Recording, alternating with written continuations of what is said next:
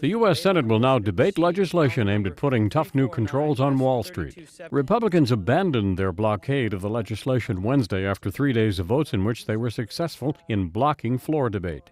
At the end of the day, if you want to vote against this bill, do so. If you want to vote against all the amendments or all vote for, do it if you want.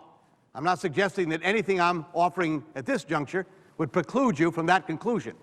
But you can't get to that conclusion unless we have the product in front of us.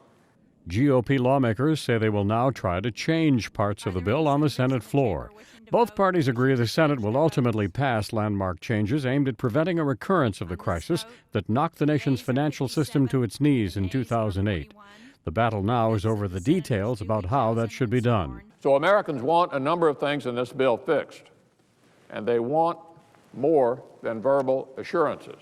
The Republican decision to relent came after Senator Richard Shelby told his colleagues that he could win no further concessions from Banking Committee Chairman Chris Dodd. President Barack Obama says he's pleased the debate would proceed and hopes to sign a final version very soon. This shouldn't have to be a partisan issue. Republicans, Democrats, Independents, everybody was hurt by the crisis on Wall Street. It is something that we can prevent with some better rules of the road.